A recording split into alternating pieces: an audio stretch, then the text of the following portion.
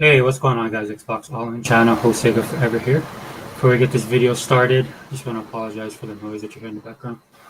Neighbor's actually getting an air conditioner installed. I'm kind of jealous of them because it's gonna get hot here in a couple of months. Man, we're gonna hit summer here in Hawaii, and the one bad thing about Hawaii is the humidity. So I grew up in Florida, so Florida's probably about the worst humidity I ever had. But maybe because I'm older now, I don't know what it is, but I can't handle the humidity here either. But unfortunately, I can't afford the electric bill as well. So we have a lot of fans in this house. But anyway, if you hear stuff in the background, that's what it is. It's just dudes working on on our neighbor's air conditioning, and then you got people coming up and down the road. I'm doing this pretty early for me. Just got off of work, but I wanted to do this video now because I got to pick up my daughter in about an hour, and I just won't have the time to do it. Any other, I can't wait to the weekend because we're gonna have the Wrecking Crew podcast is going to happen this week. And in fact, that podcast, man, I'll talk to some of the guys and see if they can join. I wanted to do that Friday morning my time, which is going to be about, let me see, probably early to late afternoon for them, depending on what part of the country they're from. But if we're going East Coast to West Coast, I'm definitely behind everybody else. So, but yeah, because I'm going to be off on Friday, so I want to do the podcast a little bit earlier. I just got a lot of stuff going on. Again, sorry about the noise. These guys are just throwing stuff all over the place. But hey, man, you gotta work to eat nowadays. So yeah, so that's the going to be the schedule this week, and then hopefully Saturday, man. I'll check out with Hebot to see if he's available Saturday morning. I know we've been trying to kick this thing off as far as the pop culture content that's going to be coming on this channel. So Hebot, I wanted to do that video on He-Man with the world's most powerful gamer. So hopefully we'll get that going on Saturday as well. Also going to be trying to do some one-on-one stuff with the fellas in the Exile community. I know they do a lot of podcasts like that. I would like to do podcasts with them or like do a one-on-one with them, just to kind of dig a little deeper into their backgrounds, man. I know these guys. I've known these guys for several years now, and they've never faltered on anything, especially when it comes to Xbox, right? But then a lot of these guys have like varied interests as well, man. That's why I want to kind of spread out my own channel, man, because gaming is gaming and stuff like that, but we do so much more. And there's a lot of stuff that I do want to put up there, especially when it comes to pop culture. Case in point, something that was going on with the Xbox showcase that I'll talk about, but that'll come a little bit later. But first and foremost, I just wanted to get my thoughts, man, because I haven't had time to really do that. And I seen the guys put out some shows, man. I watched the Unlimited did the show, and they actually watched the live streaming of the showcase, which was really cool. And then the very next day, I think it was Sega Man that did. I think it was on Sega Man's channel. Everybody was giving their thoughts. And then I think yesterday they had that extended program, which I totally forgot about. So I'm kind of glad I'm doing it today because I'll touch on that as well. Because I mean, if you guys look at the showcase, and again, my thoughts, and these are just my thoughts, man. I'm not saying, I'm not speaking for anybody else in the community.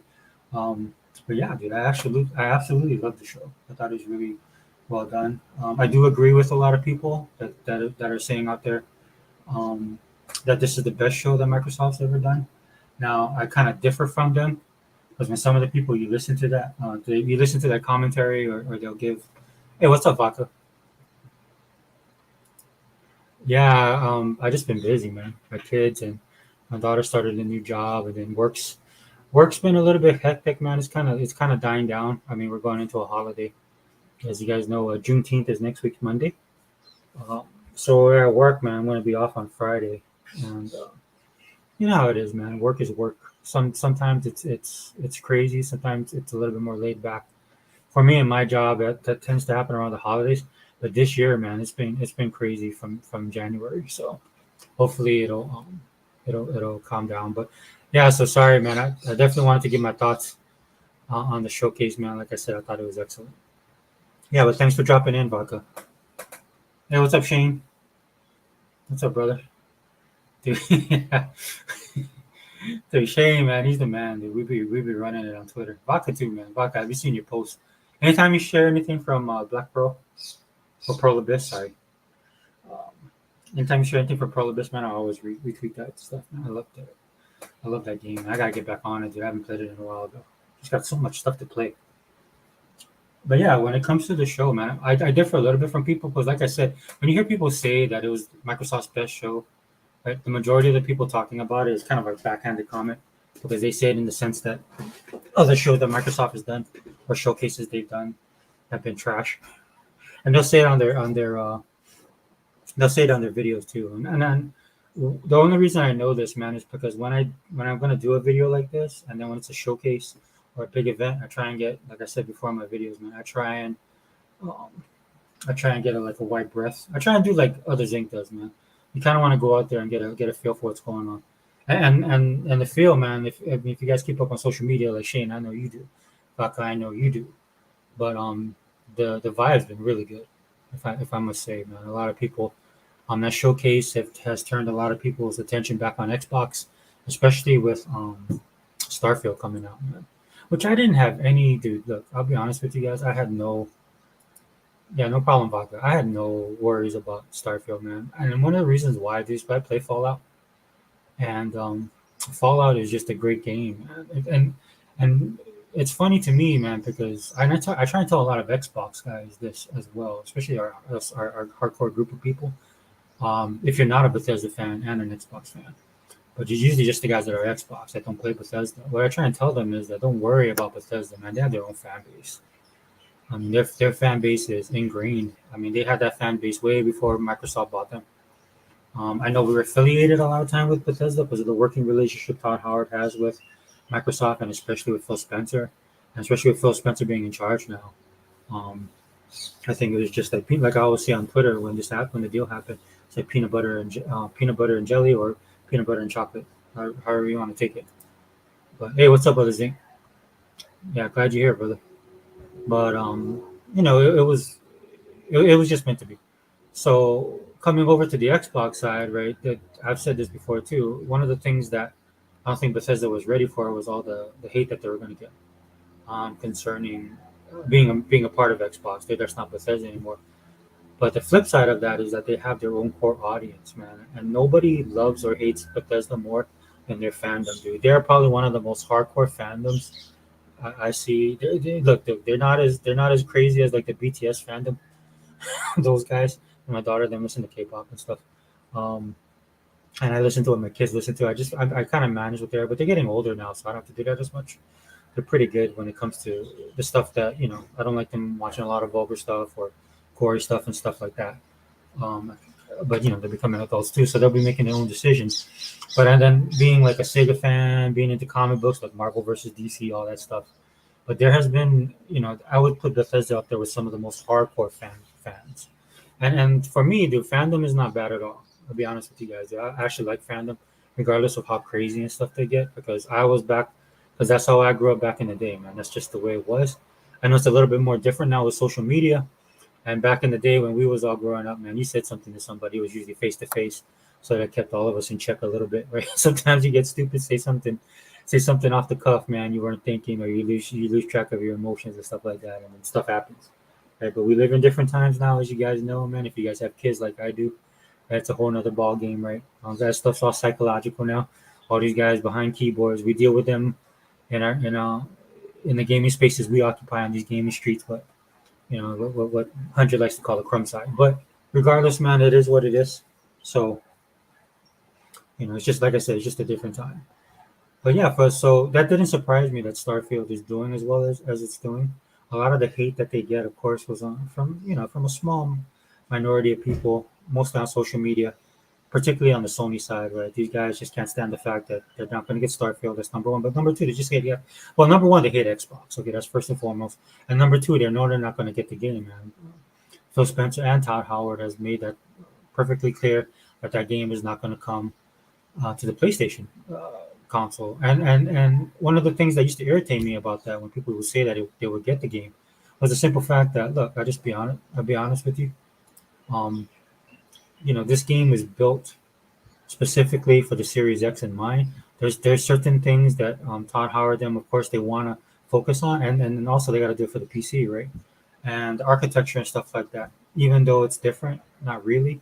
So they're kind of in the same wheelhouse. So they don't have to worry about spreading it out amongst multiple consoles and stuff like that, and worrying about all those different, all the things that go into doing that if they're doing multi-console, right, or multi-platform, right. So and that's one of the good things. That's one of the things I liked about it. That's why I don't cry about like if Square Enix wants to do Final Fantasy with PlayStation, man, and for whatever reasons they do. Some of it might be legit, and some of it might not be legit, and stuff like that. Because I'm on the Xbox side, and I have no problem with what we're having. I'm happy now. If, again, I've said this before. If you're a Final Fantasy fan, I feel for you. But then again, if you're a hardcore Final Fantasy fan, you probably have a PlayStation anyway.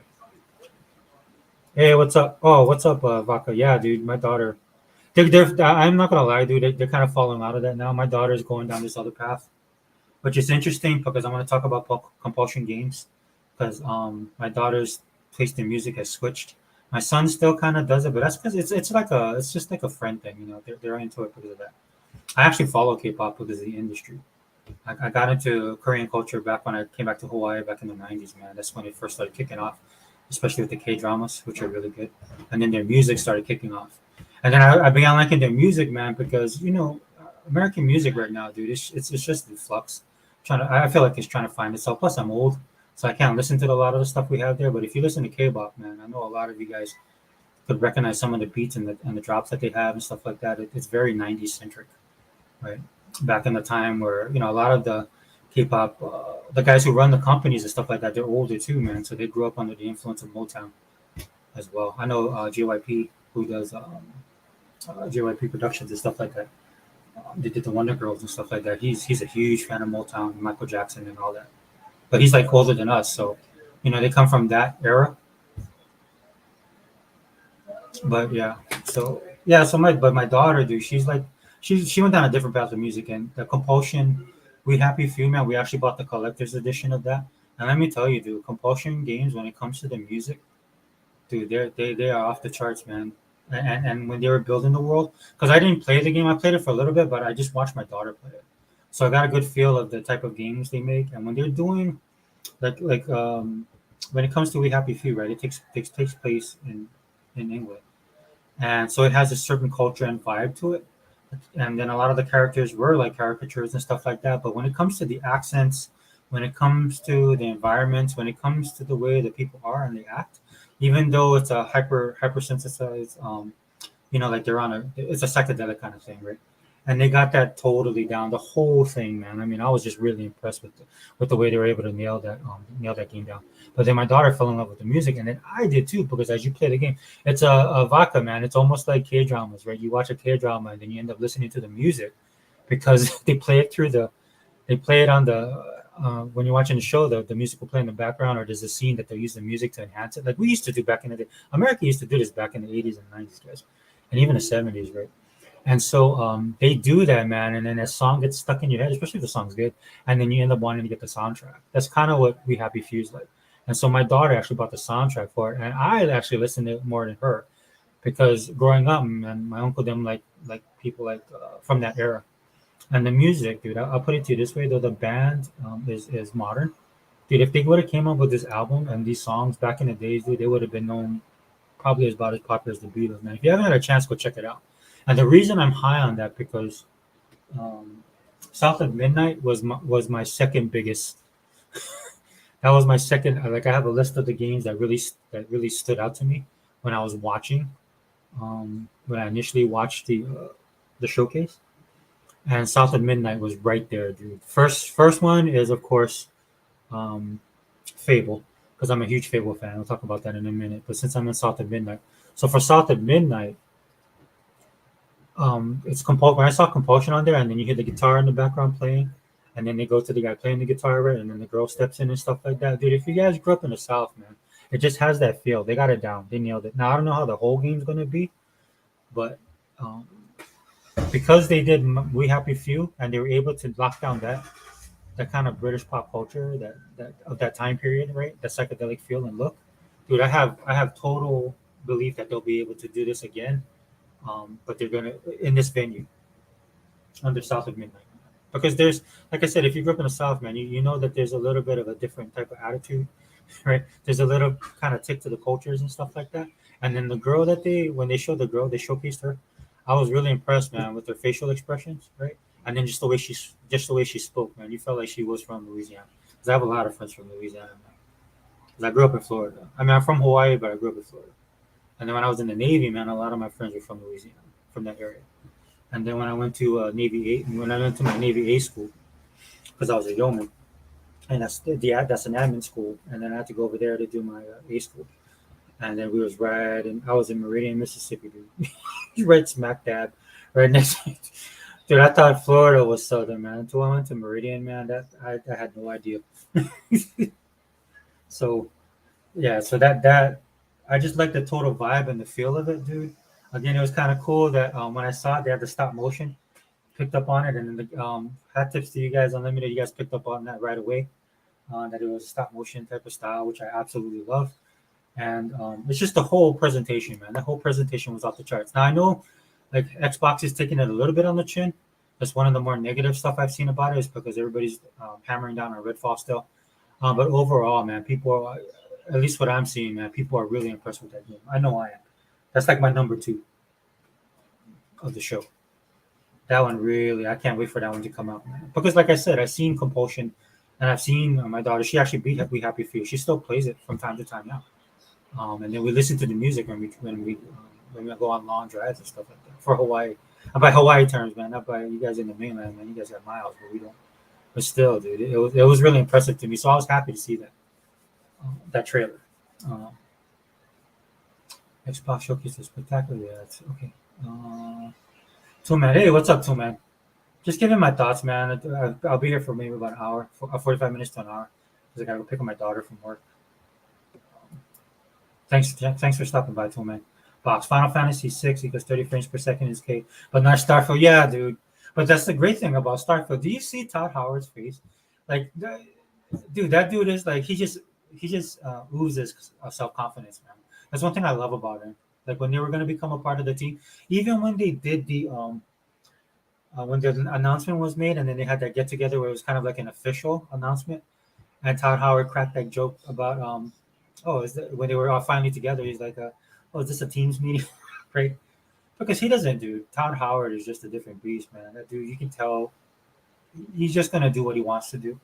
I think he is a very like he cares about the fans and stuff like that. I'm not saying this that he's an off-putting type of person, but I mean, I just like seeing them because they work so hard on the game. You know that they did. If you played any Bethesda games, man, you know how deep those games go. You know, and I know they get a lot of flack for the bugs and stuff like that. But one of the great thing about Bethesda, man, is their community, right? Like I know a lot of you guys know this. I'll just mention it in a video, man. If you play Skyrim now, with all the stuff they've done to it, and I'm talking about the community as opposed to Skyrim when it first came out. You know, I played with that game when it first came out. Great game, right? But now it's like if you get some of those skins and patches and stuff, dude, it's not even the same game. You can create a whole other fantasy game. So that's what I was thinking about when you were looking at some of the planets, and people were saying that it's barren or it's this and that. Yeah, sure, it's space, number one, but number two, I'm like, dude, I'm pretty sure people are gonna come up with some insane things. The potential that this game has, especially now that it's been showcased, and you actually get a feel for what they're doing, like they can share everything they've been talking about. Something as ridiculous as the sandwiches thing, which I thought was awesome, because I like stuff like that, dude. You know, a bit quirky, a bit off-putting, man. When you playing games for years and years, there's a bunch of stuff that you just end up doing, man. And Bethesda, the reason why it's so prevalent now, even at the launch, right, is because there's a whole group of people that play these kind of games and they've been playing it for decades. Right? Dude, they've been around since Xbox One. So, I mean, not Xbox One, Xbox, the original, the first Xbox. Sorry. You know, so that's not surprising to me at all, and that's what gives these games longevity, man. This is why, I mean, be perfectly honest with you, why Microsoft is just going to dominate because they have a. This is not the only game like that, man. Microsoft has figured out the formula. And just to go back to the actual the rating, if I'm giving a rating to the showcase, man, is definitely a 10 out of 10 for me. But I'm going to say I hearken to what E-Rock said on Unlimited's podcast. I think it was your podcast, Unlimited. But E-Rock talked about this, man, that, you know, I'm the same way, dude. I've thought every showcase they had was excellent. Like a 10 out of 10, 9 out of 10 for me. Like I didn't have any problems with any of the showcases, right? Because they're giving me what I want, right? And you can see what they're doing. Now, the only thing I'll say that this one stands above all the other ones is not so much the content, man. They've been doing this, right? But what it is in the pacing, right? It's in the production, right? You see, like, like when they tell you it's like an hour, what was it, like an hour and a half? No, hour 15 minutes or an hour. They're gonna show you the Xbox stuff, then they'll switch over 45-minute deep dive into the Bethesda stuff. I thought about that hour. I was like, oh, we'll probably get a couple, maybe like 5 games, 7 games, right? But man, dude, if you sitting there, dude, they was just coming game after game after game, dude. I mean, they were just hitting you nonstop. And the great thing about it is because I remember the first time they did that, right? It was like it was a little bit much, right? It was just overwhelming, right? Because they were just trying out that new format. But now they got it down, dude. They got the pacing down, dude. They got that cadence, man, which is really important. And that's what I really loved about the show. I mean, across the board, dude, the stuff that they showed. Look, man, how much flack has Xbox and Microsoft's been getting for something like Sea of Thieves, right? So you look at Sea of, which is also on my list, but we're just jumping that right now, dude. I'm trying to stay on track, but I'm just going all over the place. So, you guys watch my podcast, you guys know where you know you knew this is gonna happen sooner or later. I was gonna go off the rails. Um, but if you look at Sea of Thieves, right? How many times have they give like the content and stuff like that, right? The DLC, and then you hear people complain, well, it's Sea of Thieves. They always got to show it, and we know why they do it, dude. Xbox people understand why they do it, man, and I don't blame Xbox for doing it. But what they did this time, man, it's like they did last time, dude. They did the Sea of Thieves, and then the DLC was actually a tie-in with Pirates of the Caribbean. That was last year, I believe, right? And then this year they did Monkey Island, which is awesome, right? Because it matches, dude. That whole thing, that whoever set that whole thing up, dude, that was just perfect, right? Because you have Sea of Thieves, you know it's coming, right? It's one of the most played games on Xbox, right? Just the engagement on it alone, like Zinc likes to point out all the time, right? And true. And shout out to Zinc, man, because he's the one that kind of turned me to look at that. I would look at the numbers and stuff like that, but I don't deep dive like Unlimited, and I wasn't picking up on it like Zinc. And Zinc was the one that was really talking about that. And so it kind of turned my attention to that, like as far as engagement, right? And so you kind of have to show it. But if you're going to show it, man, make it stellar. And that's what I thought was cool about Sea of Thieves, right? Because they did Monkey Island, very beloved franchise, right? Then you have Sea of Thieves, which is very popular right now. And then they merge it together, man. And then that trailer and everything, it just fit. It was just meant to be, man. And then you see, and I know this, man, because I was watching a lot of people. Like I watched the Warrior Brothers. I was watching 100, all you guys, right? But I went outside the circle, and then I was watching all the, other people that just want clicks. That this is the new hotness, so they're just watching it right now. I even watched a couple guys that hate Xbox, right? I mean, I watched them for a little bit. I'm not gonna lie, dude. It's kind of funny to watch them crumble and stuff like that, but it gets boring after a while. But then a lot of people was impressed by that because a lot of people have a connection to Monkey Island. So it's like that kind of thing, right? And the same thing. One of my favorites, man, I put it like in the top five. Dude, was Microsoft Flight Simulator, right? That announcement was awesome as well because again, we know we're gonna get like an update to Microsoft. I know it's more than a DLC and an update and stuff like that, but they basically took Flight Simulator and they're gonna give you like a whole new game, man, introducing jobs to it. And I thought that was amazing, man, because I've always wanted. Look, I've always wanted to play Flight Simulator and stuff like that. I get distracted with other stuff. I definitely have to get back to it. But again, if you watch those trailers, man, and I know that if you watch it just one time, it's hard to suck it all in. In fact, Unlimited had mentioned that as well in the comments, man. He was like, dude, you have to watch this multiple times. And if you take that time out, it's the reason why I haven't finished Redfall this week. But if you take the time to do that, man, then you begin to realize like the depths and the planning and the processes that Microsoft, they're not rookies anymore, man. They're veterans. And that's why I give this, that's what stood out the most to me with this showcase, man. It's not Microsoft showcase when they started doing this format, like a couple years ago, and they were kind of new to it, still feeling their way, man, taking all those hits and everything like that. No, this is a new Microsoft, dude. This is the new moving forward, Microsoft. That what we can expect from them. And it's funny, man. Right? Was what a couple weeks ago, right? They were supposed to go out of business. Xbox, they should sell X. That's why I've been loving this year, man. And I don't unsubscribe from the ponies. I don't block them on Twitter, man, because as soon as they say something, man, then like a couple of days later, dude, they take in L's because they don't know what they're talking about, dude. And we'll talk a little bit about that about the media. I got to throw them under the bus as well because they suck. Yeah, but good comment box. Good comment, dude. 100%. Hey Vodka, yeah, my kids love a bunch of genre. Yeah, my daughter is getting more on the dark side of things, so I gotta watch her a little bit, man. She's kind of introverted, um, so I just gotta make sure she doesn't go too far to the dark side. And then my son, on the other hand, dude, he likes to do a lot of stuff outside, do stuff with his friends. He's getting into lifting weights and all that stuff. In fact, I made like steak and salmon, and he ate the whole thing.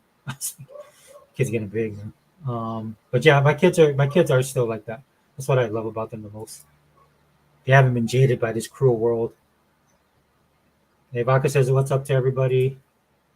I'm very impressed with Redfall. I'm 185 hours into Redfall on my second playthrough on higher levels. Dang, dude, you left me in the dust, Zink. I can't touch you, man. I had some issues with connectivity last week or the week before, and then I fell into another game. That's why I fell behind. But I definitely want to finish up the game with Layla this week if I can, man. I'm trying to. My kids have been busy. Hopefully, we have a 4 day coming up, so I should be able to knock it out. In fact, I'm going to play tonight because there's other games I want to get to. I haven't even touched any of the Game Pass games that were released, man. There's a lot of good. I played one of them. I think it was Loop Hero, and it was just there, and I just decided to try it out because I wanted to try something different before I went to sleep, dude. And I couldn't believe how much I liked that game. I liked that game more than I thought I would. It amazes me, right? And that's basically was the showcase and all the stuff that they were showing. Zink says, "What's up to Vodka?" The reason Bethesda got flagged for bugs started with Oblivion ran like garbage. Oh yeah, the PS3 because the console was too difficult to develop for. Yeah, because I think that was the intent was to keep it on Xbox, and then they brought it to PlayStation. And then we know, man, Todd Howard. Every time Microsoft has like an event or Microsoft launched a new console or some kind of event for Microsoft, dude, Bethesda's always been there, especially Todd Howard. He used to do the videos themselves that I thought was cool. And I like Pete Hines, right? Um, feel sorry for the people at Arcane, all the hate that they got. They relatively stepped into a new space, right? Took a risk, which what you need to do. That's why I love what Phil Spencer said um, on what is that kind of funny games in that interview, which everybody got wrong. Right? Everybody's sitting there thinking that he was doing a mea culpa, but he was dropping bombs, truth bombs that people either they're not smart enough to understand or they just don't want to hear. They just want to lie to themselves. And then this showcase showed everything. This showcase was like that the awakening. And some of these guys picked up on it finally. Right? You still got the stupid people, right? But I didn't get to watch. I know Hebot's been talking about was it Giant Games or what's big Jeff Grubb, that dude. Um, I haven't seen the interview. I just seen clips of it where Matt Booty and Phil Spencer was just they looked ridiculous. Both of those guys, man, Jeff Grubb and his little partner over there, because I know he's done interview with people before, man, and they come from the viewpoint of what's wrong with Xbox or why Xbox isn't like PlayStation. That's their point of view, right? And then oh boy, dude, he's wearing like that Nintendo shirt. Dude, no hate towards Nintendo, but I mean, read the room, brother. Right? You got Microsoft people there. Maybe just wear a regular shirt at least. Not that Phil Spencer then would mind. And then Phil Spencer, dude, from the clips I saw, that's why I want to watch Giant Bomb. That's the name of it. That's why I want to watch the whole interview because he was just dropping bombs on those dudes from the clips I saw. And that's basically him continuing what was going on Kind of Funny Games. So a lot of people thought, like, because that's what people want to believe. They don't realize that Microsoft is a $3 trillion company or $2 trillion. They're rich. They got a lot of money. That's why I got some people telling me, yeah, they'll never be able to buy Japanese games, dude. If you haven't learned now, never say never when Microsoft is concerned. The only people that hinder Microsoft is Microsoft themselves. So that's just the honest truth. Yeah, Zing, 10 out of 10, bro. Yeah. That's why, but I throw in that caveat for me, the 10 out of 10. I got to throw in like all the production value, the pacing. Um, Dude, even on the extended showcase, that girl that she got, I think she came over from IGN, but I think she's with Microsoft now. That girl had like the best interviews, man. She was engaged, dude. The interview she did with Keanu was awesome. And one of the reasons I feel that way is because she knew her stuff, dude. And it seems like she cared. Like the journalists back in the day when we were growing up, because those journalists back then, when like Dan Shu and all those guys, they were actually gamers, right? That got into gaming journalism. Probably just so they could get bennies and bennies in the sense of you get to go to events and stuff like that. That's the only reason I would do it. Like that story about that Rolling Stone writer, right? He wanted to actually go and see concerts and get to know the music stars, so that's why he got into it. But now these guys that are journalists now, man, these guys are trash. Will Starfield kill Star Citizen? Mm, I would say yes. The Star Citizen is that a good game though? I don't really know. The only time we're really focused, I've seen it, I've heard about it and stuff like that. I know Unlimited talked about it on the show. But I don't really know about Star Citizen if it's good or not. But I mean, given the longevity of a lot of the games that Bethesda makes, Yeah, I can't see, dude. The I don't want to look. I don't want to say that it will be that way, but I will say this much, man. The upside is high when it comes to Starfield, dude. You seen people that were totally against this. There's people that are doing videos now on Starfield or giving their reactions on Starfield, and you can tell it's real because if you watch the live part, right, they're actually in shock. This is not something that you're just saying just to say it. There's people doing that as well, or people just doing it for clicks or for the channel, right? Trying to get clout or whatever. But there's people that absolutely was just bad mouthing Microsoft and saying that Bethesda's having all these problems, all this stuff you hear from these quote unquote insiders. And now you look at these guys and they're like, oh my gosh, dude, they can't wait to play the game. Right? Out of respect, I did not buy the collector's edition, right? Yet, just because I know how it was when I couldn't get my Halo special edition, because all these wannabes went and bought it, bought the console, which is fine. Yeah, it's good for Microsoft. Sucks for me as a fan. But yeah, box. I honestly, I wouldn't be surprised if it did. It just the upside. I'm just looking at the upside of it, and then if you look at Todd Howard, man, he just looked happy when he was talking about it because it seems like they didn't have the pressure because you're underneath Microsoft, and Microsoft understands what you want to do, and giving you the resources and whatever support you need, and that doesn't necessarily have to be money, which I'm sure they do, right? But just the overall, like they don't have to worry about the marketing and any of that kind of stuff. And then you can do these big events, which I know Bethesda does their own, but that's like a weight off your shoulder. I'm pretty sure for Todd, then they can give their input and stuff like that. Work with Microsoft. They have more hands on deck, so he just look a lot more relaxed than he usually is when he has launches and stuff like that. But I know it's a lot of hard work. What's up, Two Man? Oh yeah, Two Man says, "Hey, Vodka. Star Citizen is multiplayer. Starfield is multiplayer, possibly. Oh, okay, okay. See, Vodka knows. Thanks, Vodka. Xbox Showcase was fun. I know you liked PS Showcase, but I said, and I reiterate that the reason I and many didn't like it because it was boring to watch. Ultimately, this is entertaining. So entertain us. Yeah, well, the main reason why I like PlayStation Showcase is because it showed that Xbox was correct for the last 5 years or however long since Phil Spencer took over. That's the main reason why I liked it Unlimited, right? Because that show was basically a Microsoft show. But I say it was a Microsoft circa 2014, 2015, when Microsoft was coming on board, right? Decided to switch up the format. We started doing indies and the multiplayer stuff, pushing Game Pass live, all that things, right? And they would do multiple stuff, and they went through that process this whole time. Being an Xbox guy in the ecosystem, liking this stuff, I had no problems with Microsoft stuff. But you know all the hate they were getting, and this is why. And I'll do a compare and contrast with the two showcases. This is why there's people that can't really say anything about Microsoft's showcase now because that the showcase we got today is a culmination of everything that Microsoft has worked towards, right? And then we got the perfect showcase from Microsoft. Like I said, the timing, production value, everything was on point. They didn't miss a beat. Now, if you compare and contrast to PlayStation, who's trying to be like Microsoft, right? Big difference, dude. And then these guys can't hate on it anymore because when you watch that PlayStation, when I watched that, because so many people were talking about it, and I know I was going to talk about it on a video. When you watch that, it just cracked me up, man, because it proved Xbox was right and all these PlayStation guys are just full of trash. Right? This is why they hated it. The Sony ponies, the hardcore PlayStation fans hated that showcase, not because they hate Sony, they hated it because that showcase was a Microsoft showcase. The games as a service, the online stuff, right? The indie stuff, right?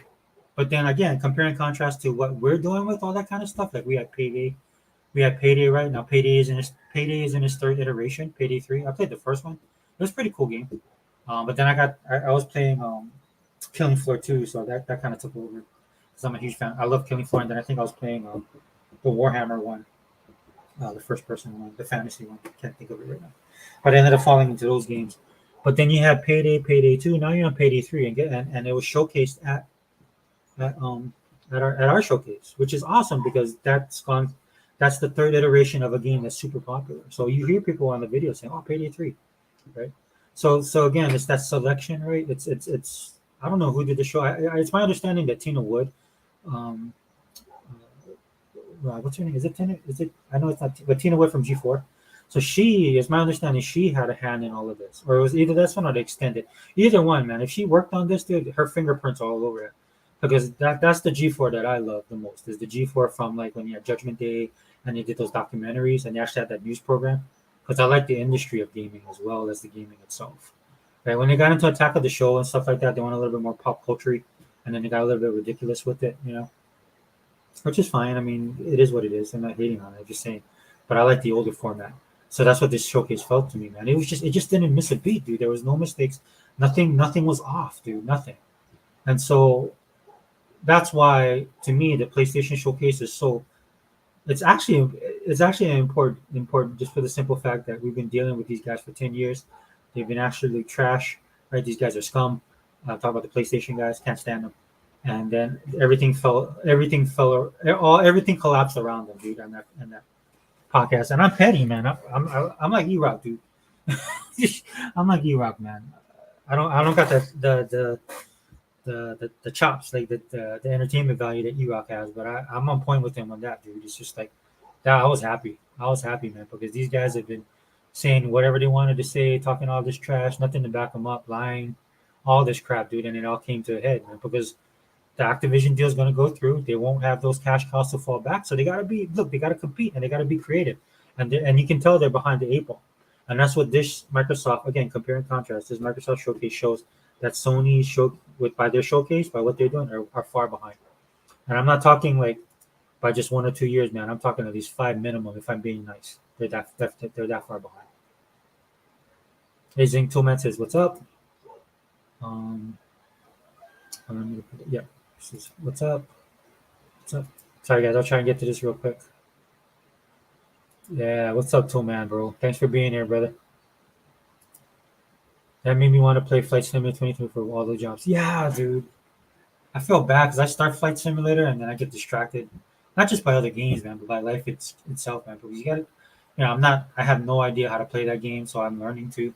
So, I'm starting from ground zero. It's not like how I play certain games. There's a little bit of a learning curve, but once I jump into it and I feel it, I'm moving. But for Flight Simulator, man, I got to take my time and learn that stuff, right? But it looks amazing, dude. There's just stuff jobs on there that I want to do so badly, dude. That made it into, like I said, that made it onto my list. And look, when I say list, guys, I'm just saying the stuff that stood out to me. Every game at that showcase was, to me, amazing, right? Even if it's something that I'm not especially looking forward to, just the way they presented everything, um, there's something for everyone. Like with Flight Simulator, how many times have we seen something, right? And much like Sea of Thieves, right, teaming up with Monkey Island, Flight Simulator has been doing that with other brands as well. I think the best one was last year when they did Top Gun, because Top Gun was so big, and then I love Top Gun, right? I love that movie, the newest one, right? And they did that one. That was amazing, dude. That was like wow. And then what did they do this year? They did it with Dune this year, and then Dune's coming out later on, so they got to pair it up with when the movie releases. And this is the new Dune, of course, right? So this is the second movie, which is the second part of the story, right? That's coming out, and they got it all tied in. That's what I'm talking about. Like that's the stuff that they've been building all this time, right? And then you throw in Persona, right? And he just didn't get the Persona, the remake that with Persona 3. I think a lot of the hardcore Persona fans were talking about, right? You're gonna get it with the power of the Series X behind it, man. That game looks amazing. But you can tell they upgraded it, man. It looks dope. And then they did something that kind of caught me off guard, right? They actually went and then showed the tactics version, which for me, because I have a 360, man, my introduction to Persona was through the fighting game. And I like the fighting game. I like that fighting game, but I always like the characters and the animation. But I could tell like it was straight out of Japan, and that was impressive to me. And it was a great fighting game. I enjoyed it playing it on my 360. So for them to take it, not only to get this stuff and get it in Game Pass day one, and then but to what you can see where they're branching out. In fact, what's the name of that? Do you guys remember what the name of the? Let me see if I can look it up, man, because I know it's got to be on there. But they also have another brand new game coming. I don't know if it's exclusive. I don't think it is. What is it? Metaphor. That's it. Metaphor ReFantazio. Right. That thing looked awesome, man. That thing looks totally awesome. It was, and I think it was so mind blowing that Phil even mentioned it on his outro when he was talking to you. That game looks amazing to me, man. Yeah, Flight Simulator, man. That is no joke. Yeah, Unlimited. I see. I know that's your game, bro. But man, people have been. I think people when they saw the first trailer for it, Um, that one trailer they did really quickly with the arrow, and then people saw the way he did the magic and stuff with his hands. Of course, that was a video, and then now you're actually getting to see the game in action. So it sounds to me that's what the problem people are having with it. But don't worry about it, dude. It's Obsidian. It's Obsidian, dude. Maybe it doesn't meet the expectations, I guess, of some people. But I thought it looked amazing, and it's also on my list. If in fact all the first party stuff that Microsoft had blew me away, and I was glad we got to see Avowal because I actually wanted to see it in action. Because I like that, dude. And I know other people have been saying this too, man. Because that's the first thing that popped in my mind when I saw the. Dude, I'm a Marvel fanboy, right? So, and I like Doctor Strange is one of my favorite Marvel movies, the first one. That second one was absolute trash, man. I don't know what the hell they were thinking. And Marvel's over. Anyway, I'm not gonna turn into Erock and start going down that road. But Erock's right, of course. But that Doctor Strange when they introduced the stuff with the hands and how they did spells and stuff like that. That's the first thing that popped into my mind. So that got me on board for Avowed. And then on top of that, you're doing Obsidian as well. The thing I was worried about the most with Avowed is if I could play it, right? Because Obsidian does auto rolls, right? And I can't play that game. I don't know what happens when I play it, dude. I get very nauseous. It's really weird. My daughter actually took over for me and she beat it. She liked that game a lot, and then that's what irritated me because I like that type. I like that style of game, dude. I like the way that they present, not just the worlds and stuff like that, but with the characters and the development. And then, so that's what I'm hoping for. When I looked at Avowed, I actually liked the way that it moved and it was paced, and it wasn't as like it looks to me like I could play it. Like one of the reasons I haven't bombed, what is it, Revolt, the Warhammer dude, that first person shooter looks like Doom. I want to buy that game so bad, but I'm afraid to, man, because I was hoping they'll put it in Game Pass so I could try it. Because if I don't get sick, dude, I'll buy it. Dude. It's like I think it's only like $20 or $29, dude. It's worth it because I like Warhammer, and then that game was like right up my alley. But yeah, dude, dude, I mean, they gotta hate on something, right?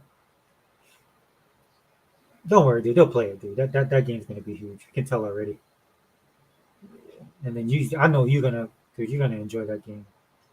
So I have no worries about and it has lineage right to what's it called, dude? Why am I trying to blank? I can't even think of the. It was right on my. I was just thinking about it.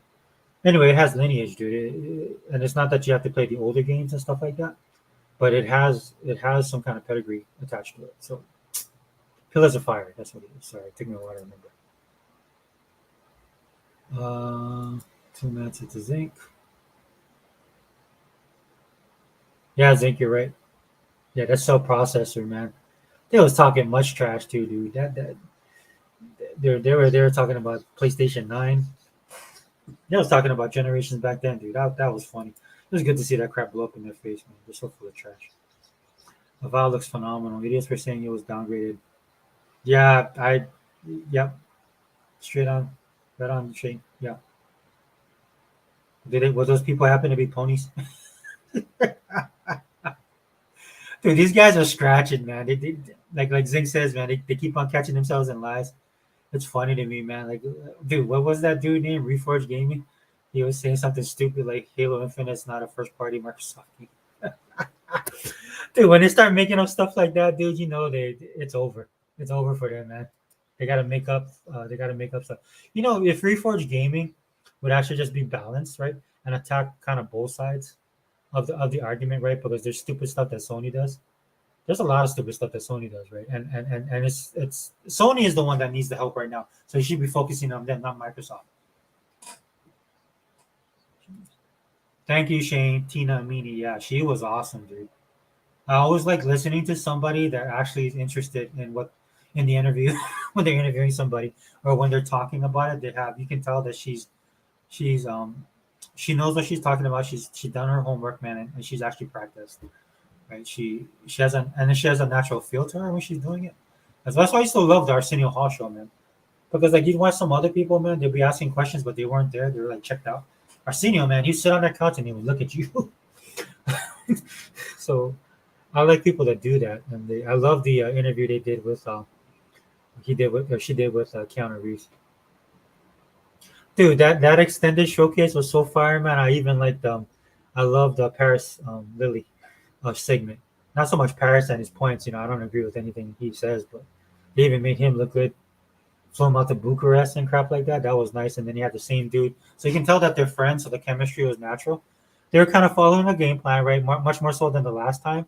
So that kind, I think that kind of helped them. And then of course, going to that place and showing Dune and everything like that. That was just an awesome segment for me, anyway. One of my boys spent nearly 1,000 on my Flight Simulator. I just ran out of time to play multiple games. Flight Simulator is at least 4 hours per session. Yeah, dude. Yeah, I was flying over Tahiti, man. I was enjoying that, but yeah, you have to be. So maybe it gets easier. I'm just not good at it, right? So maybe if I spend a little bit more time, it'd get easier for me, man. But I have to stay focused. So that was hard, bro. It's been in development since 360 days, around 2010. Oh wow, 500 million, bro. Really? 2010 apparently spent over 500 million development and still hasn't officially. Wow, dude. Okay, I didn't know all that, bro. That's crazy. Like Tango is in what country again? Tango, they should be in Japan, Baka. I know that, but and plus that guy when he was getting interviewed, like he said that they flew him out from Japan to do that interview for Hi-Fi Rush, which is awesome, dude. You know what was amazing, dude? That extended showcase was was just as good. Well, I won't say just as good, but it was right on par with the showcase that Microsoft did on Sunday. Dude, that was amazing, dude. It was just I know it was just a continuation, man, but even that had its own feel and flavor, man. I loved it, man. It was I've watched these things multiple times. That's another reason why I haven't been able to play games. Sorry, guys. Um, but yeah, dude, that was they brought old boy out there, man. I can't remember his name, dude, but he's the lead. He was the lead on Hi-Fi Rush, man, and they're gonna introduce a whole bunch of modes. See, and just not bringing him out there just to bring him out there, dude. He came up, he showed up with some cool stuff.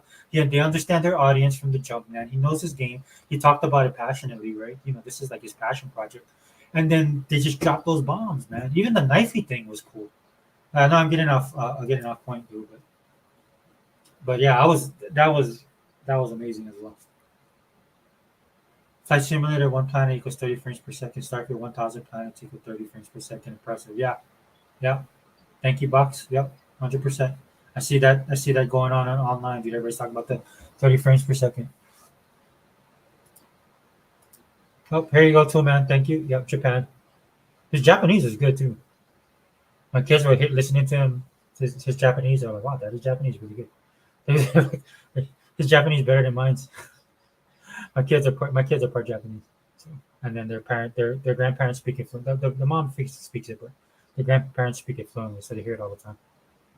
And then they've been to Japan, so there were Starfield podcasts and YouTube channels started last year. Oh, okay, okay. Yeah, there's that one guy I follow, man. I think he's from the Netherlands, the blonde dude. I like watching his channel, dude, because he goes into it, and to me, he's very fair because he's a fan. You can tell he's a fan. Like when I was watching Maddie plays, man, originally, dude, I was like, oh, this dude's, I can't watch that guy. That dude's irritating. Unlimited. Tina Wood been working for Microsoft for years, so I'm confident that was her blueprint. Yeah, it shows, bro. I know she's been with them for a while. I used to love her and Laura Foy. I used to love watching them.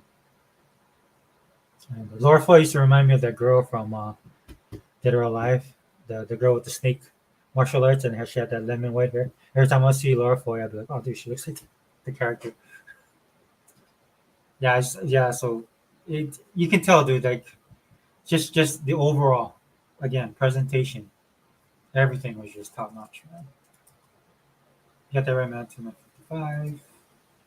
Awesome. However, Fight Simmer is incredibly detailed one planet. Dude, I saw they were showing the people. You can see they upgraded the people more, right? And that's why I shout out, dude. My number one game, guys, before I get off track, my number one game was definitely Fable. Right? And I want to talk about Fable a little bit now. Thanks for the comments, guys. I feel like I gotta. I love the chat. Dude. Hat tip to other Zinc man who represents the chat. But it amazes me how knowledgeable everybody in the chat is about gaming. It's like we should be doing like the journalism and stuff for this industry. People will be much more informed. Yeah. So, but if I have to pick a game, dude, I mean, of course, Starfield. Totally blown away by that, right? But it just caught me off guard, man. Was Fable, because one of the concerns I had for Fable, dude, was that they would lose the, because Lionhead Studios aren't doing it anymore, and Lionhead Studios just had that humor about Fable, which I love. I know I've said this before. I'll say it now, guys. With Lionhead Studios, when they were doing the game, so Halo is the game that got me to buy an Xbox. Games like Fable and Viva Pinata and Cameo, the stuff that they had from those type of games because they were so quirky and different. Those are the games that kept me with Xbox. Like, because I like those kind of games, man, that are outside the box, that are a bit quirky, a little bit different, but also they're good. And so for me, Fable was that game. And I remember when that game first launched, people were like, "What is this?" Microsoft was brand new, they're heading in a new direction. They had Halo, but people were looking for other stuff. Like we remember now. I'm coming from the Sega side with all this kind of stuff, so I had stuff like Vector Man, and dude, I had a ton of games that I could be playing on my Genesis and stuff, and of course with the Saturn and the Dreamcast, right? And I was also in the arcades at the time. So for them to do something like that and to pull me into their console, man, that's what really impressed me totally about games like Fable. Fable was just like a brand new IP. It was a whole new created world. You could get lost in it. There's a lot of stuff that was specific to Fable that you didn't see in every other games. If you guys remember, man, the whole thing with the type of character you were and how you treated people within the game, like the whole kicking chickens bit that they showed in that video um, on Sunday, man. That just brings back fond memories. And the way that they did it in that video is like she kicks the chicken, right? But it's definitely she like punted that thing, dude. That's she punted it like towards the castle, man. And then you have the guy standing there, and he's like, instead of being shocked, he's just like, "Oh, good one." And so you can tell that it's harkening back to that old school type of Fable, but it's a whole new ball game, man, because it's a graphical upgrade. The world's definitely going to be bigger. The characters look way more realistic, right? But the thing again that was concerning me with Fable is would they be able to keep that humor? And then after watching that trailer, dude, I was totally blown away by it. I mean, they got it all locked down. In fact, when I was watching it, man, it was blowing me away because I was like, dude, because a lot of people, I just didn't even pick up on the fact that the guy that was talking was the giant from Jack and the Beanstalk, right? Right before, like when he kept on talking about the vegetables, and then right when the beanstalk, of course, hit, then I was like, oh, I was 100%. He was right, and then, um, and then I know that the guy that they got, I know that he's from the IT crowd because I watched that. That show's a very funny show if you haven't watched it. So adding him in there, right, to actually give us that credibility, but just the whole setup, man, and the dialogue, right, and it wasn't over the top. That's another thing I was worried about that they would try too hard. They didn't. It was nice and subtle, man. Just the way British humor is, right? It's smart, it's witty, right? And I don't know if it's because of their accent and stuff. If you ever been started by somebody from, because like I said, I grew up from Florida, so I know a lot of people from England. They just have a certain way of getting away with stuff when they tell you things, right? And so that's the thing I was worried about the most. But they knocked it out of the park, dude. I was just trying to blown away that she comes up there, right? And then you see people's reactions are like, "Oh, he's the giant." I'm like, "Yeah," and so when he's doing all this stuff, and then the action kicks in, right? And then you think that he got her, right? And he's gonna eat her, and then they outro her thing to like, and she's gonna say the F word, right? But she says Fable. That was a nice little touch. A lot of people like that. I know I did. And then at the ending when they show her sitting on top of the glasses. Well, first you see her eating a sandwich, and then of course she's sitting on the glasses, which tells you she actually is the hero. She won. And then she flies the sandwich out of the way, right? Because, and then people are like, "Why did she throw the sandwich away?" It's like, dude, it's the giant eats people, man. So, and then there is fee fi fo fum. I smell the blood of an Englishman, right? And so there's another part of that. It's like he grinds your bones, right, to make for his bread. So I mean, it's just like cannibalism, right? And so it's all those little intricacies, and it's littered throughout that entire trailer. But of course, one of the biggest controversies that sparked online, and the guy that did it, I actually know who he is. I can't remember his name right now, but he basically was talking about how they made the character look ugly, right? And this is one thing, like when you're a person that's not a fan of something, right? And then from the outside, you're on the outside looking in, and then you give your comment about something, right? This is why, look, dude, when I was growing up, man, my grandmother always told me, like, my grandmother raised me, she's like, "Look, think before you talk," right? Like if you don't know something, it's probably best not to say anything about it. Like you can have an opinion, right? You can have a hot take even, right? If it's not too off base and stuff like that. But the comment that the dude made of like purposely that Fable was making her ugly because there are things going on in pop culture right now. I'm pretty sure if you guys follow pop culture like I do, like for me, it's mostly in the anime space, right? It's in the comic book space where I see this. I'm old now, right? I still like anime, but you know, I feel like my time has come, right? But there's definitely stuff like that going on. But just because something looks like you think it does, doesn't mean that's what they're going for, right? And I think that was the biggest problem with that guy's hot take. I think it was Chong, Miles Chong, or something like that was his name. And then I even commented on his thing to let him know, dude. It's like, look, Fable is a type of movie that is it's about the characters and it's very narrative driven, right? And if it's not like narrative driven, it's just in the storytelling, right? So if you listen to the guy, he's being interviewed basically, and he's talking about the heroes, right? Obviously, he's not a big fan of heroes, right? Because the way he talks about them, kind of with snide remarks and stuff like that, in that classical British style, right? Which I really liked. Because like they got high cheekbones, all they do is kind of party with the common folk, right? So when you look at her, obviously, by the way he's talking about her, he doesn't like her. So of course, when it's his, you're seeing the hero from his viewpoint. Of course, she would look like that, right? And then I've seen some people talk about her as well.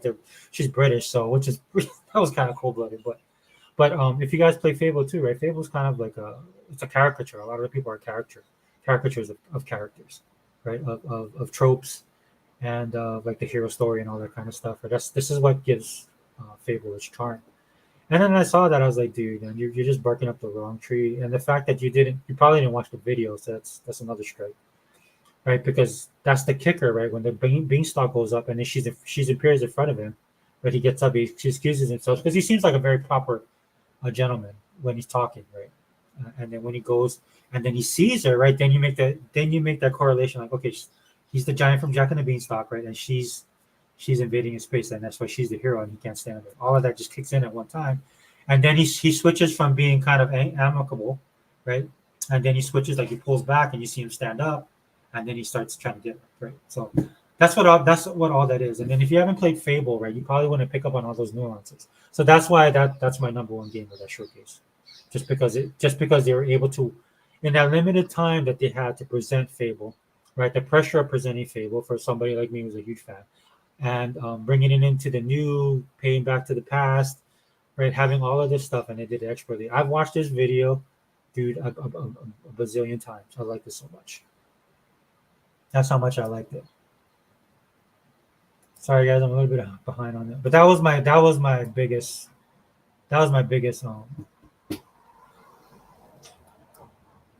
biggest reveal for me on the show. That's the video that blew me away, and I'm not taking away from anything else. I said everything was awesome, dude. But oh yeah, thanks, man. What did you say there, Bucks? MBG convinced Sony would deliver a secret showcase to beat Microsoft with more exclusive. Well, I mean, good luck to him, dude. I don't know how they're gonna do that, dude. And like everybody was saying, the time isn't for later. They should have did it now. You know how every year everybody said, well, Microsoft should go second, not first. Well, maybe in this case, well, it wouldn't matter. The showcase was just so bad. Their showcase was so bad. And the sad thing about it is they might have some good games out of those games that are coming out, but they've been railing against that type of game and that type of format, right? And roadmap, because they're so anti Xbox, right? That they basically painted themselves into a corner. Yeah, Shane, thanks, man. Pillars of Eternity. Sorry, my brain's not working. The Avowed teasers was at nighttime. It was a fantasy outer worlds with the bright colors. Yeah, dude, Vodka, for me personally, I have no reason to doubt that game is not gonna be awesome. Like what might happen is like some people might like it more, like might like other games more than that one, but that's just personal preference, man. What's up, good people? Hey, Mr. Kima, man, thanks for joining. 90 plays being so biased against the ball. Yeah, dude. Hey, what's up, realist? Yeah, dude, I don't listen to Matty plays, man. I listened to him for a little while. Like the only reason I listened to him was he started doing this stuff on the Activision deal, right? And then a lot of people were doing that, and I started listening to a lot of different people. But I would say out of 95% of those people, I stopped listening to them like within a couple weeks, because you can kind of tell like how they are. That dude to me is not a gamer, man. He's definitely not an Xbox guy. Mr. Kima told me, I said, "What's up?" Realist, what's up? Twitch streamers are fired up about Starfield. Yeah, Yeah, yeah. Good point, Mr. Kima. Yeah, because they know they'll be streaming it. Just like with that 33 Immortals, and I saw a lot of these guys saying, "Oh, well, we have groups and stuff like that. We can actually stream. Like they'll stream with their audiences," which I thought was pretty cool. I mean, me personally, right? If I had that channel, that kind of stuff, I would do that too. Sorry, I'm just going to the chat real quick. And and again, I'm not saying that I think all the games were excellent. Guys. It's just I'm just pointing out the stuff that stuck out to me. This is basically my thoughts, my first impression of the show, which again I was totally blown away by. Yeah, Forza showed up. I think a lot of people wanted to see a little bit more of it, but then they did a deep. Did they do the deep dive, or no? Wait, they're gonna do another. Like, aren't they gonna have a special event just for that? Which I think is good, man. Like again, Microsoft has learned from that over these years, right? They'll get a lot of hate for some of the showcases they would put out because maybe people thought it was like too much information. Again, I love that stuff, man. Like I'm into the industry. I'm into gaming. I'm into the gaming industry, man. I like knowing all this kind of stuff. I like all the behind the scenes things, man. Yeah, dude. I was thinking the same thing, man. I'm actually looking for that fighting stick. I was thinking about getting the Do fighting stick, man, because all the fighting games we have. What's up, 100, man? Welcome. 100 be keeping keeping Dreamcast guy in check. 100, man. 2 man wants to know what you're cooking on the grill, man. 500, 2 man. Yeah, dude. Love this community, man. Love this. We all tied up in here, man. That's what it's about. Fire Boss, what's up, brother? So, Lee, 100 Fire Boss, Realist, Mr. Kima, if you want to be on, like, dude, I'm gonna do the Wrecking Crew podcast on Friday, but it's gonna be early. So probably like afternoon, mid afternoon, late afternoon, depending on what part of the country you are.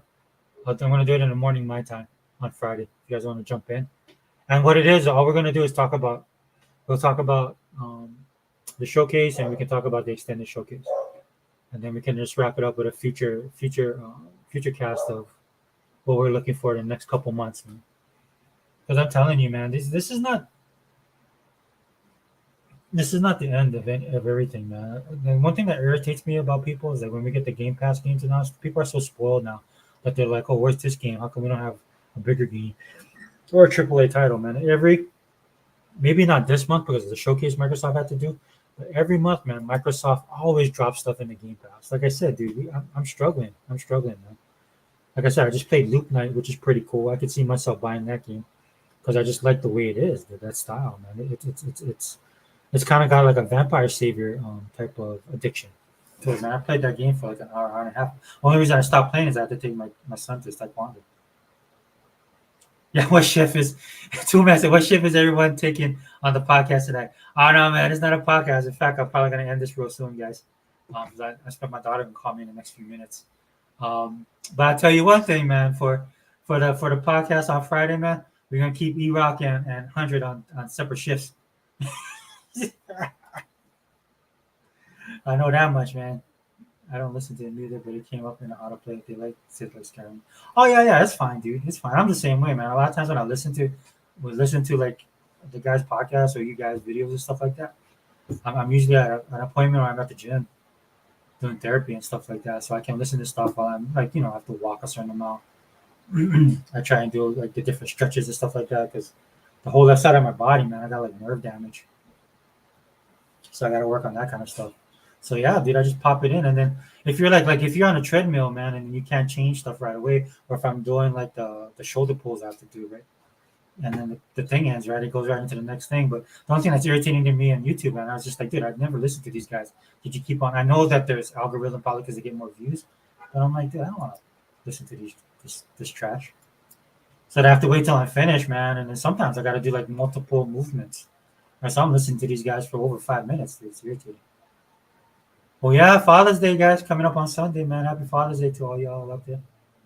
Yeah, 100, man. I wish I could come by. I have to fly over. We can't afford the meat over here, man. It's too expensive. You got expensive meat, and the meat's horrible. The meat's so expensive, man. I was thinking about buying Wagyu. beef. Man, but that thing like got $100 more expensive. So I was like, oh no thanks.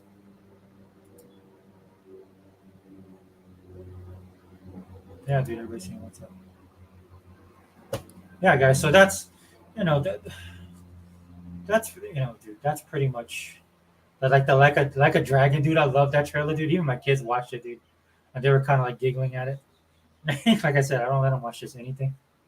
Um, the only other the game that I saw get more hate than or not hate really, but that was getting like I know what Unlimited was saying about Evolve. I seen some of that, but Jusant to me was getting even more right. And again, I think it's just nitpicky, right? Because people are just finding a reason to complain, man. And it was really hard, man, because this showcase was absolutely stellar, man.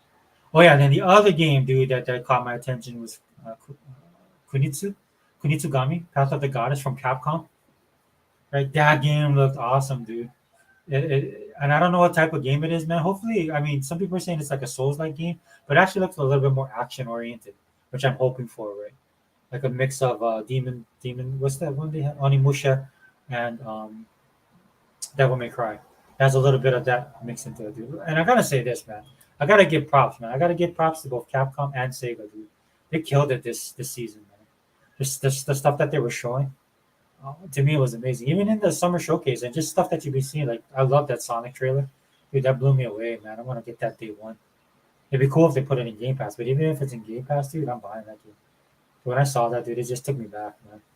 And you can tell, man, just some of the stuff that they were doing. Like they did those at the ending of the trailer, man, when they attack Dr. Eggman, dude, with the 100 Sonics coming out, dude. That was awesome, dude.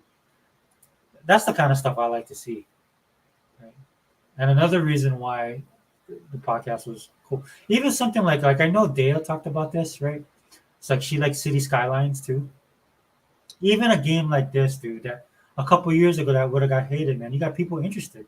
And I know like this is the second version from Cities because I thought Cities was a good game, but you can tell City Skylines is a step above, man. There's a lot of people that were commenting on this trailer because it just looks so good, and then it seems so effortless to do a lot of the building in the game.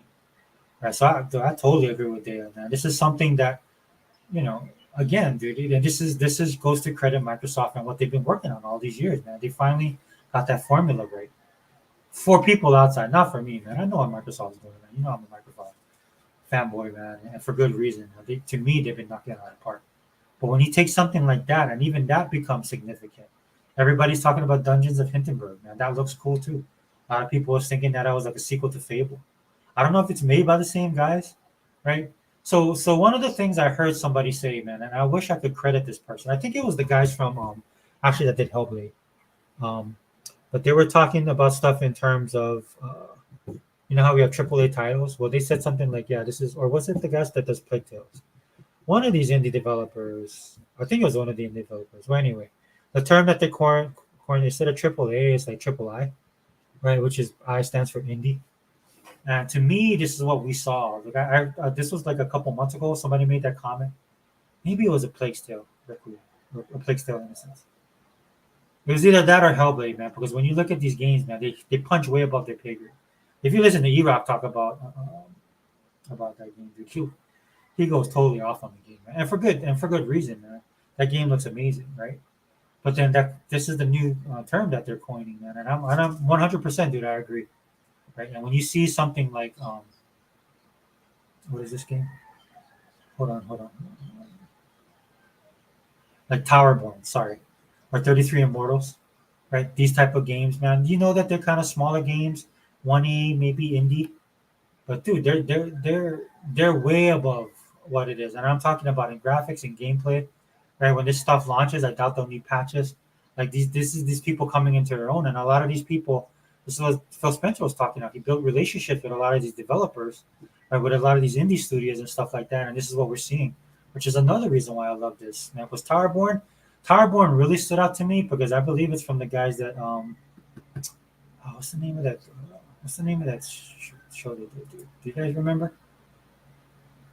Um, nobody cares about Father's. Come on, bro. We care, man. This the good thing about being a man and Father's Day, dude. We can do our own thing, man. That's what I do. Dude, I can't remember the name of that thing, dude. And I have the game. Oh, it's killing me, man. because I bought it, dude. It's a turn-based type game, right? And the reason why I bought it is because I love the art style and the story. Dude, this is making me mad, dude. I'm sorry, guys. I can't think of the people who did it. Um, but it's the guys who did Towerborn. They worked on something else that I like, and I have those games, and I have to finish those, of course. But they're responsible for this. But the draw to me, and it's an RTS, is the same thing that happened with me and Halo, right? When they did the RTS Halos, right? I played it because of Halo, not so much I like RTS. And the reason why the Halo RTS worked for me is because of the story and the characters and the gameplay fit. It felt like a Halo game in RTS, right? So Towerborn to me, I can't wait till this game comes out because the thing that I loved about the game that they worked on before, even though it was more RTS, this one's more action. It's action oriented, right? So I'm going to be able to get the characters and the story and the overall story, and then play the game the way I like to play, which is actually more in action. Right? I think Unlimited, I think, is the same way. He likes action kind of oriented gameplay, and so that was definitely this one's definitely on my watch list. And I know I'm going to miss some of these, man, and I do apologize because I'm going to have to leave. Oh, how can I forget Star Wars Outlaws, man? As soon as I saw that trailer, dude, and then I saw Syndicate, I'm like, I'm in. Because to me, like, I don't know if you guys watch Disney Plus, but Boba Fett, that's probably one of the few things that was good about Boba Fett is when they had the Syndicate. Right? Because I like the world building, man, and they started going outwards of the world building. And I think people are like talking more like attached to Solo. Yeah, I see. But I mean, if they're gonna do the world building and stuff like that, I think that's a good place to start off. And then you're gonna get the underbelly of Star Wars, is what they've been talking about. So they're gonna do it in video game form, which is kind of sad, man, because the video games, if you guys play the Jedi ones, man, the video games are just killing the Star Wars, Disney Star Wars. They have a lot of work to do. They're trying to course correct and stuff like that. I liked Book of Boba Fett season 3. I know some people did not. I like or not Book Mandalorian season. Book of Boba Fett. I like parts of that though. I was just kind of a little bit disappointed, man, because I love Robert Rodriguez, man, and I thought he was going to bring his signature style. But it seemed like he was a little bit mellowed out for that. I don't know why. But he did bring Danny Trejo. Danny Trejo was the Rancor trainer, man. That was cool, dude. That alone was like, okay.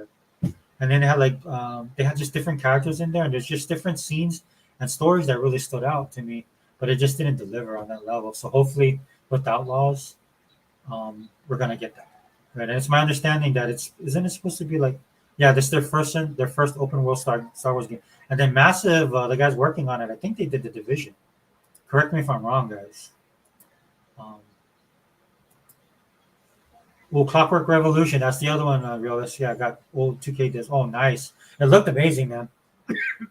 That's another game that made people like kind of stop and sit up, especially with that steampunk Victorian age stuff. And you got the time thing going. The thing that stood out the most to me was that dude that was walking on the red carpet. I was like, dude, that dude is the man, dude. That's self confidence right there. You should have a shift. You some meat over. Yeah, yeah, dude. Sorry, dude. I'm just trying to catch up real quick. Banner Saga. Thank you, Mr. Kima. Thank you. I don't know why that went black. So I like Viking stuff, man. I like Viking lore. Though I'm not good at those kind of games. I mean, and it's not super difficult, right? But strategy is not my thing, dude. Like if when I get Diablo finally, my main thing is not gonna be like my main thing is not gonna be. Oh, hold on, guys. Is My main thing is not gonna be what is that planning, right?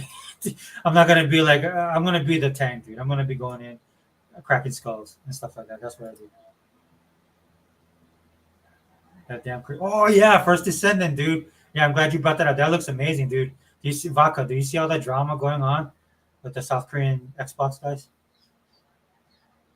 They be petitioning Xbox to like localize their stuff, man. And I don't blame them, man, dude. I've seen like Microsoft is making inroads into South Korea. Look, like I tell you guys, man. Look, I love Japan. I'm not anti-Japan. When I talk about Japan, dude, it's just like I like Japan where they are because I like my Japanese content a specific way. But also, man, I always tell you guys, they're just not the industry. They just don't set the trends anymore, man. The West does. Fortunately, unfortunately, however you guys feel, maybe you guys are old school and you don't like that kind of stuff, but that's just the reality of it. Dude, once Call of Duty and stuff like that came out, dude, it just changed. It flipped the script. And then, of course, with all the Western RPGs, which, of course, that's where RPGs stem from, right, is the West. right? So Japan took it and made it their own, like they normally do, man, and they do a great job. But they are not the end all be all anymore. And for me, I'm like, the way the Japanese are, with the way that they distribute their content, which I don't have a problem with, dude. Hey, that's your guys' stuff. You do you, whatever, man. If I choose to participate as well, that's me, right? But then with South Korea, man, South Korea is wide open right now.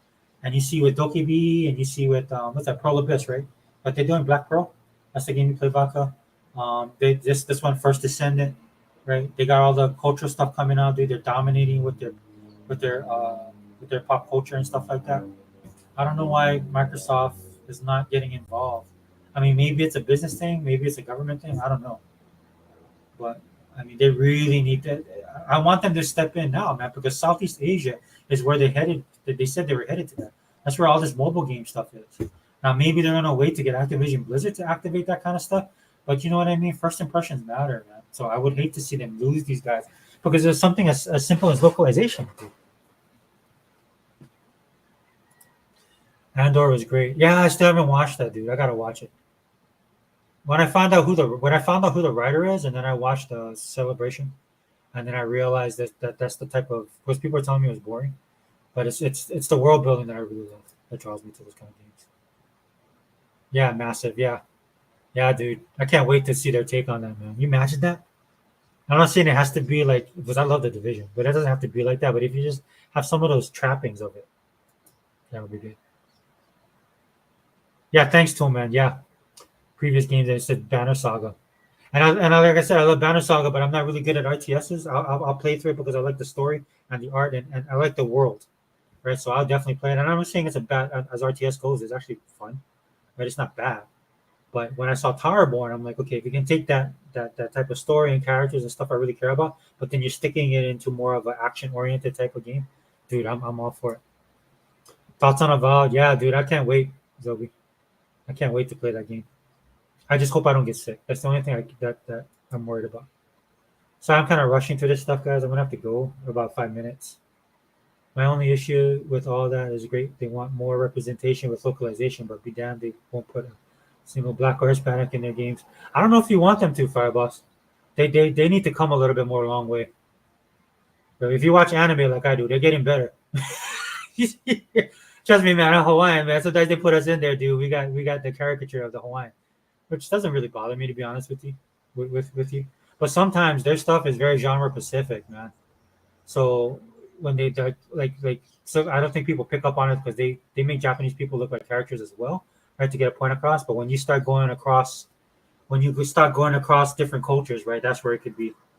Like how you saw people got upset about Attack on Titan, right, when they were gonna do it, and then they were like, people were upset because they said that didn't represent complete Asia. And then the thing that got me about that was Attack on Titan is their version of the West, specifically like France and Spain and stuff like that. If there's no armor, there's no classes like that in Japan. Right? It's a very westernized, but because it's anime, and that's the thing that would irritate me the most. Anime is not anime is a style. It's their culture, their animated culture, right? Like how we have our own. Like if you look at Don Bluth back in the day, he had a certain type of style that people would or Disney, or people would associate that with American type of animation. And then you'd have stuff like heavy metal, right? So like for someplace like America, dude, we're very versed in that kind of stuff. And Japan, not so much because their style is very specific. I see them branching out. The only thing I don't like is they're starting to do that social credit stuff, which I think is even worse. I think it's even worse. I think for me, it's just like when you watch the last season I watched of My Hero Academia, right? They had like African American characters in there, but they looked African American. Like they weren't overdone. Like, dude, go watch the old Street Fighter, man, and see how they did our boy Balrog, man. Right, dude? It's just they're just. You guys got to remember that Japan's is 99. I say this all the time. They're homogenous, man. They're 99%, 9.9% Japanese, and they're not as. In fact, if you hear a lot of countries, if you watch videos on YouTube, especially in the Asian countries, when they talk about America, a lot of the stuff they say about America is the diversity here because they don't have that. Not just in Asia, but a lot of countries, man. We're very unique in that. So I think they'll get there eventually. They'll have to just because they wanna. They if they wanna expand. Or okay, well, I'll take that back because Japan sometimes they get more enclosed with their stuff. What was that? No, but I thought the localization interest was focused on Asia. Yeah, but I don't know, dude. I mean, they're talking about 3 billion gamers. Maybe it's the mobile side. We'll see how that goes, Vodka. But I definitely hope that they push more into South Korea, man. Because I've seen commercials, and they're not just like showing any average commercials, man. Some of the commercials they did are the actors are top notch in the drama industry there. Like these are big known names. Like if you see them in the Xbox commercial, if you watch K dramas, you know exactly who they are. Like some of them are. One of the ladies just won I forgot the name of their awards, but she just won by song award or something like that. She just won that. I was like, yeah, she was in the commercial. So. Well, yeah, yeah, I don't blame you, man. But I just don't want it to be forced, man, where it becomes a caricature. Like when you look at something like Moana, right? It's very Disneyfied. It doesn't bother me because I like Disney and their animation, but then they were kind of sensitive to certain things, but it didn't take away from the overall of Disney and what they were trying to do. And then of course you got The Rock, and then you got the girl. She actually graduated from the program my kids were in. She actually went to the school called Kamehameha Schools, and so she's really talented. Man. Kamehameha Schools got a lot of singers and dancers, and they're like the cream of the crop for Hawaiian education and stuff like that. So, and both of my kids are in those programs right now, and my daughter just graduated from the program. Uh, yeah, yeah, First Descendants. Yeah, thank you, Vaka. Thank you for putting that out. Yes, they are. Well, guys, I'm sorry. I'm gonna have to go. I see the comments, man. I appreciate you guys rocking with me, man. And sorry this video was late. I just had so much stuff going on. Um, but if you guys can, man, and I know it's on a Friday. I don't know if you guys are off or not, man. But we're gonna kick it off on Friday, and then we can continue this. Um, yeah, dude, still a lot of work. Yeah, they're doing better. Still a lot of work to do. Fireballs. Let me just at least get to these guys. Fireballs. What an actual percentage of other people in Japan? They look at white people weird. Well, everybody's a gaijin, right?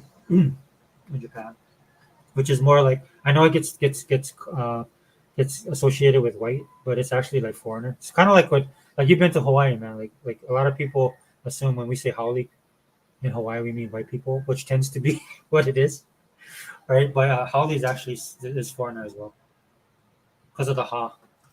Right? It's just how the native Hawaiians used to greet each other back in the day. They would greet each other by breath. They would touch like noses and breathe. Like you see the Maori still do that to this day. They kind of greet that way. And so when we met foreigners, they didn't greet that way, right? So that's where that term comes from. But it just unfortunately the minorities, we be some racist people sometimes. It just kind of gravitated toward white. So hey for my Caucasian brothers, man. I'm not like that, dude. Straight up. You get hey man, anybody want to come to Hawaii, come to Hawaii, dude. I'm not like that. I'm not trying to kick anybody off the land. Give me back my land. I'm not, dude. I just say thank you for Xbox and air conditioning. And then Hot Pockets. That's pretty good. I better stop, man. I'm gonna get canceled. Okay, I remember when I was over there and I remember Black folks. Just don't expect them giving you guys keys to Tokyo. It kind of goes right, and then like some of them adopted, dude. I saw a good video on what is it? Chicano culture, man. That was good. It's on YouTube, man. That was interesting to me. It's just like how we adopt certain things from other countries as well. Like I love Viking stuff. Like I just talked about Viking stuff, and I actually got to meet people when I was in Florida, man. It blew me away when I first met them. I was like, oh, dude, look at that. It's like straight out of the book, man. Like the people I met, dude, they had a certain, skin complexion, the hair color, the features. That is really cool. And the odd thing to me is that people look at me the same way because they never met a Hawaiian before. Though I'm a lighter shade of brown now. I'm not gonna lie. I'm not like that. I'm not like the National Geographic Hawaiian of the past I used to be when I used to be in the sun a lot more. I'm definitely not that way. Hey, Dale, man. Hey, Dale, thank you. What's up? Love your commentary. Yeah, respect to the PC gamers. I work with a lot of them. One thing I love about the PC gamers that I work with, they don't care. they just like they just do what they want to do, man. I can respect that. I don't like the fake PC gamers, the guys that are console guys that go over to PC and try and weaponize PC. And you know what? You guys know what I'm talking about. That's the ponies, right? With their $10,000 PCs. That's why they don't need an Xbox or Game Pass. Well, they don't need a PlayStation 5 now either. So thank you guys for joining. Yeah, I'm gonna have to go, guys. Appreciate everybody. I appreciate the comments. Um, the whole showcase, man. Just to wrap it up, man. The whole showcase was fire. That was one of the best showcases, again, for various reasons. Not the backhanded stuff that I see people giving it for, man. It was Microsoft finally getting their just dessert, man, getting their due credit, which they should have been getting all this time, right? Because and again, it goes back to talking about how Microsoft is the trendsetter, how Microsoft is the industry leader, because the industry leader is the one that they talk about all the time, good and bad. The industry leader is the one that when they move something, the entire ground shifts, the entire industry shifts, and that's what you see happening, man. This is why the Sony showcase was the way it was. It was them acknowledging that Microsoft's been right. That we're gonna have a lot of different type of games, a lot of the variety that we need. We think we need to get more people into gaming. So when you heard Phil Spencer, one thing that was great about this showcase and the interviews he's done about this showcase, because on Kind of Funny Games, Phil Spencer says, he can't out console Sony, he can't out console Nintendo, and that's not his intent. That they got to focus on other people. Well, the other people are the generations coming up, and those people are like my kids and your kids. That's what he's talking about. I know it sounds a bit Orwellian, right? Not to get carried away. Microsoft's a big corporation and stuff like that. Let's just keep it copacetic. We'll keep it on level one right there. I won't put on my tin hat. But what I'm saying is, they are actually, where Sony said they looked at generations. No, it's Microsoft that is looking at generations, upon generations. Right? And gotta wait for the AKB deal to drop. If that drops, I know there's a lot of stuff going on. Dude, I'm looking at personally dropping this month because I don't think FTC has any type of case. FTC is a joke, guys. FTC is a joke. All they're doing that is all political clout, man. That's all it is. They don't care about gaming. They don't care about the industry. They don't care about consumers, man. Government don't care about you, right? And so on the CMA side, they're trying to follow the lead, but it looks like they're about to cave. So hopefully we can knock this stuff out, and then we can move on to better, bigger, better things. If you guys didn't, I'll just really quickly. If you guys didn't know, there's a lot of stuff going on with Embracer Group right now, and Embracer Group, according to the news stories that I've seen multiple places, and not just there's different people in pop culture I follow, but also on the business side. Embracer Group was banking on a deal going through that was going to give them $2 billion. So this is why you saw them do a mad rush to pick up stuff. And Embracer Group is a financial conglomerate, but as a financial conglomerate, you can see where they can go wrong. All of these businesses have their Achilles heel, and so you're beginning to see that with Embracer Group. The only reason I bring this up is that I'm pretty sure they're looking for some connections, right? So if Microsoft can wrap up this AKB deal, in fact, I wouldn't even care about the AKB deal if I was Microsoft, man. I'm pretty sure they had talks with them, right? Because Focus is a big, Focus, I believe. Embracer owns Focus, I believe, but they work under that umbrella. And Focus does some great stuff, man. You see the stuff that Focus coming out on Game Pass, just the support that they give in Microsoft. I would like to see Microsoft. That's what I talked about before in my predictions. I wanted to see Microsoft, if they didn't acquire somebody, make an announcement at the showcase to say that they have more partnerships, which they kind of did, right? Did they do that with anybody? I don't know officially. I would like to see that more, but you see it in the way that, like with the Persona stuff, you see that, right? They've been building all this stuff. But just keep an eye out at that kind of stuff. We'll talk about it on Friday. Yeah, there. Did you see that? Oh wait. Yeah, realist. Yeah, Microsoft forced them into a TRO. Yeah, that was smart. And I know I follow the guys online that have been posting about it. Yeah,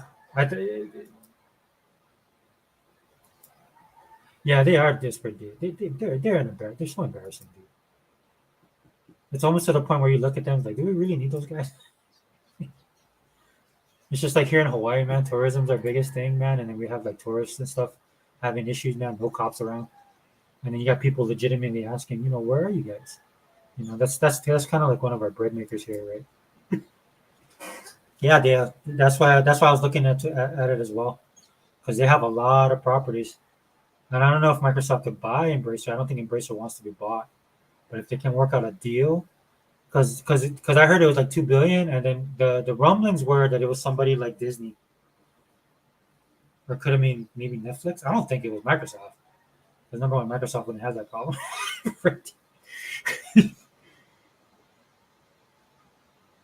Yeah, hey, Vaca, good point, and I think maybe that's why the Kotor thing, right? Now that's on the table, right? So we'll see. All right, guys, I'm gonna have to wrap it up, man. I appreciate you guys, but just food for thought. And like I said, Friday. Oh, yeah, don't worry, dude. Yeah. Don't worry, Disney can't get him. No, nope. Disney's done. Disney's absolute trash. I'm gonna channel my inner E-Rock. That's why I got Marvel people. Dude, I got Disney and Marvel guys attacking me on social media. It's like, what are you, like a DC fanboy? I'm like, no, dude. I'm just being honest, man. They're ruining. They've ruined everything, right? And they didn't have to, dude. They had it all made. But after that Fox deal, there's no way they could even think about Embracer. I mean, you remember they had I love the game that they had with the little figures. Man, I love that game. My kids would play that game, and then they just Disney was like, oh, we're done with it. And then, so yeah, they won't. Embracer can make it as per made other Star Wars games. Oh, okay, okay. I don't know. They did a lot of cutbacks, so I don't know exactly what the cutbacks are. But I'm just looking at Microsoft like, here we go, Microsoft, come on, let's seal that deal. Embracer is with 9. Oh, okay. Yeah, they're around there. I know 9 or 12. Yeah, but that losing that money, man, that's that's why business is a risk. This is why, dude, I don't like people always like hating on Microsoft and stuff like that, dude. Nobody gives Microsoft the credit for taking the risk, man. Because when that all goes down the drain, they lose money.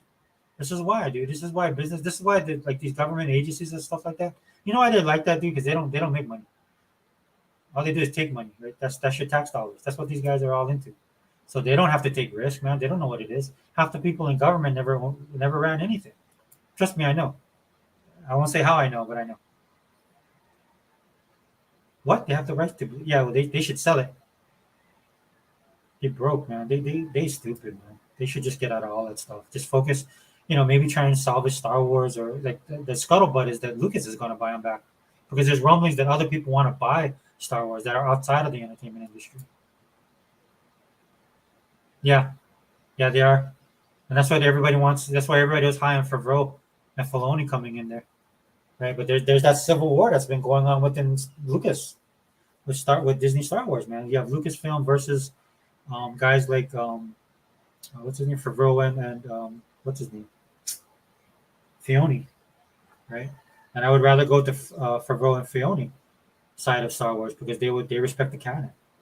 It kind of shows in their stuff. So a lot of people were complaining about some of the shows and the episodes and the inconsistency in the shows is because of that. There's like a lot of political posturing going on within Lucasfilm versus with Disney Star Wars between Lucasfilm and the other guys. And then Lucas is coming in and getting it's a whole mess, dude. It's a whole mess, and that I can understand. Actually, I can understand Star Wars because a lot of people was hating on Kathleen Kennedy because of ideology. When everything is said and done, and everything that's coming out now with Disney Star Wars, and we'll talk about this in my podcast that I'm going to do about this kind of stuff specifically. I know I'm going off, but I just wanted to let you guys know this. Kathleen Kennedy, what it ends up turning out is that it wasn't nothing to do with ideology or politics or um, the Me Too and any of that stuff, dude.